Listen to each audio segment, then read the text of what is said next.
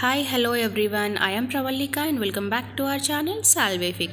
ఇవాల్టి మన వీడియోలో సాంబార్ పౌడర్ ఎలా ప్రిపేర్ చేసుకోవాలో చూద్దాం. సాంబార్ అనేది ఎవరికైనా సరే ఫేవరెట్ రెసిపీ ఉంటుంది కదా. అలాంటి సాంబార్లో ఈ విధంగా మనం పౌడర్ ప్రిపేర్ చేసుకొని కనుక వేసుకున్నట్లయితే ఇంకాస్త టేస్టీగా ఉంటుందన్నమాట. సాంబార్కి ఇంకాస్త టేస్ట్ని పెంచే ఈ సాంబార్ పౌడర్ని ఇంట్లోనే ఈజీగా ఎలా ప్రిపేర్ చేసుకోవచ్చో మనం ఇవాల్టి వీడియోలో చూసేద్దాం. ముందుగా ఒక పాన్ లో 1 కప్ వరకు ధనియాలండి. ఈ ధనియాలు మనకి పచ్చివాసన పోయి కాస్త కలర్ చేంజ్ అయ్యి అరోమేటిక్ అయినంత వరకు కూడా మనం నిదానంగా డ్రై రోస్ట్ చేసుకోవాలి. ఈ విధంగా డ్రై రోస్ట్ చేసుకున్న ధనియాలని ఒక ప్లేట్లోకి ట్రాన్స్ఫర్ చేసేసుకుందాం.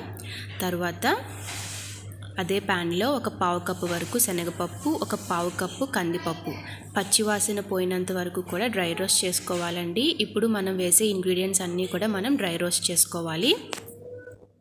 వీటిని కూడా ప్లేట్లోకి ట్రాన్స్ఫర్ చేసేసుకుందాం. తర్వాత ఒక 2 టీ స్పూన్స్ మెంతులు, 1 టీ స్పూన్ మిరియాలు, ఒక 2 టీ స్పూన్స్ జీలకర్ర, ఒక 1 టీ స్పూన్ ఆవాలు, ఒక 1 టేబుల్ స్పూన్ బియ్యం, ఒక 1 టీ స్పూన్ మినపప్పు ఇవన్నీ కూడా డ్రై రోస్ట్ చేసుకొని ఒక ప్లేట్లోకి ట్రాన్స్ఫర్ చేసేసుకుందాం. తర్వాత ఒక 20-25 ఎండుమిరపకాయలు డ్రై రోస్ట్ చేసుకొని పక్కన పెట్టేసుకుందాం. తర్వాత ఒక 2 రెబ్బల కరివేపాకు ఈ విధంగా క్రిస్పీగా అయినంత వరకు కూడా మనం మంచిగా డ్రై రోస్ట్ చేసుకొని ఒక ప్లేట్లోకి వేసేసుకొని అన్నీ కూడా బాగా మిక్స్ చేసుకొని పూర్తిగా చల్లారిన తర్వాత ఒక బ్లెండర్లో యాడ్ చేసుకొని ఒక పావు టీ స్పూన్ వరకు పసుపు కూడా యాడ్ చేసి ఎంత వీలైతే అంత ఫైన్గా మనం పౌడర్ చేసుకోవాలండి. ఈ విధంగా పౌడర్ చేసుకున్న దాన్ని ఒక ఎయిర్టైట్ కంటైనర్లో పెట్టేసుకొని మనం కనుక స్టోర్ చేసుకుంటే ఒక 1 మంత్ వరకు కూడా మనకి ఫ్రెష్గా ఉంటుంది అన్నమాట.